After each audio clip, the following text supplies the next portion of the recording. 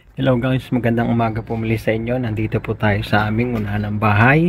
Meron po ako ditong ipapakita sa inyo, i-harvest na tanim ko pong patatas. Nito pong bago magsimula ang summer. Gumaganda ang panahon ngayon, kaya nagkaroon ako ng panahon para ito ay anihin dahil parang long overdue na ito. Ito po siya. Bali ito ay excess na lupa ako doon sa paggagawa ng bako doon sa aming likod bahay. So inilagay ko po dito sa isang sako na ito itong mga excess na lupa at tinamnan ko siya ng patatas. So titingnan natin kung lumuman ba itong tinanim kong patatas dito.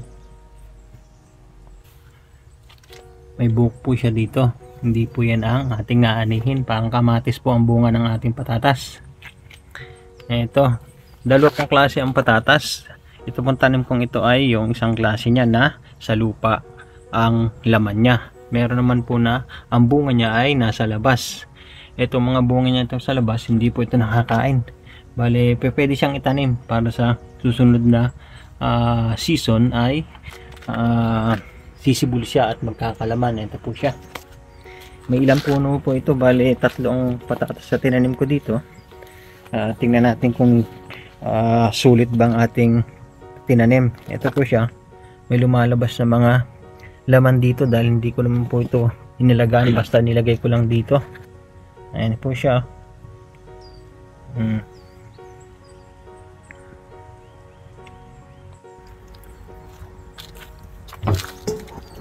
Ito po ang ating lalagyan. Tingnan natin kung may mailagay tayo sa ating lalagyan ito. Simulan natin.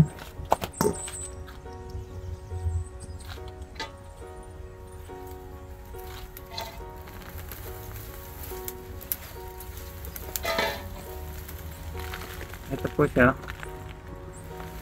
Ano siya? Meron din dito pa sa lupa.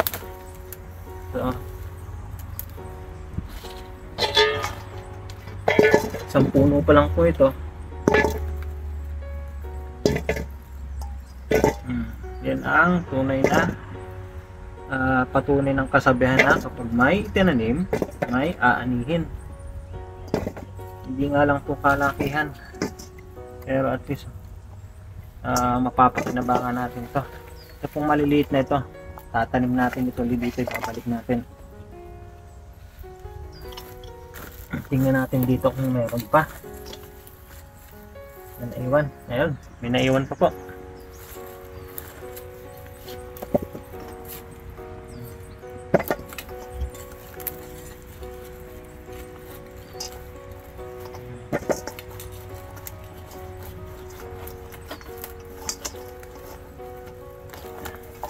Daming maliliit pa.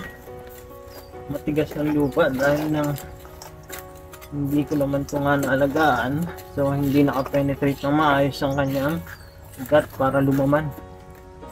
So ito, minuli natin to. Ito, may mga pananim pa. Tingnan po ang bunga, parang kamatis. Wow, laki nito. Laki. So maliliit na to, tatanim natin yan. Balik natin dito.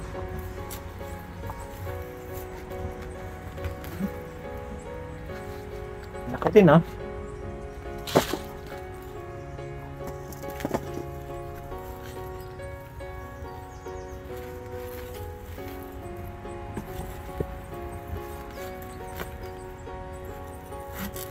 Dami dito, malalaki. Ang laki. Ito pa. Lalaki. Dahil pananim, no?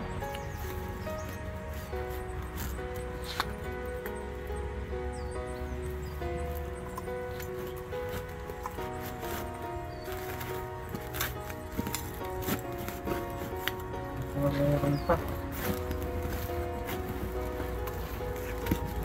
Lalagyan ko rin nga pala ito ng mga pinagbalatan ko ng gulay. Ito, nasibol oh. Avocado. Hindi naman tutuloy ito dahil nang mag-winter na.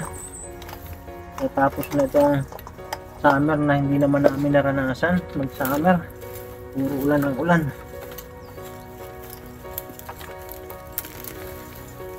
Ito, maliliit ito. Pero may mga laman siya dito. Hindi bumano siya eh. Dahil matigas ang lupa. Nakakaunti ang laman niya.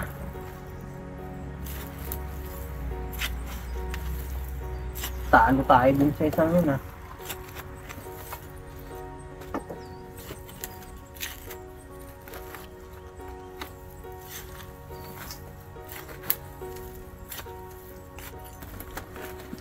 Ito, nagpatatlong puno.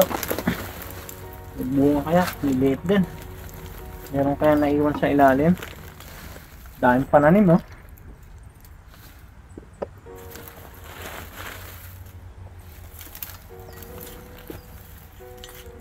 Meron.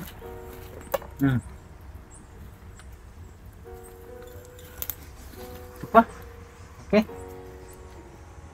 Parang kamote, oh, na pula.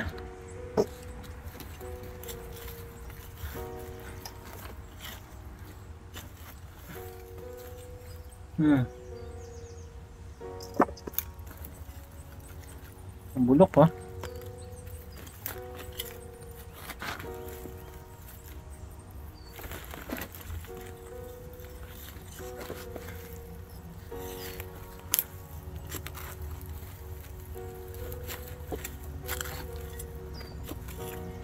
Bigas ng lupa.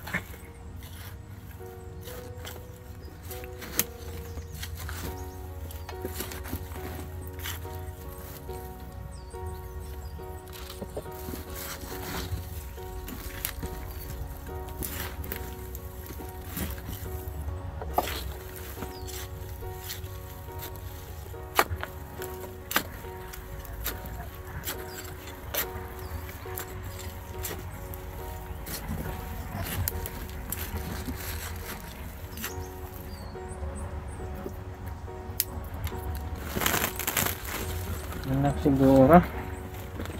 Wala na. At least. Tignan nyo. Sa tatlong patatas. Ang nakuha natin ah. Dami.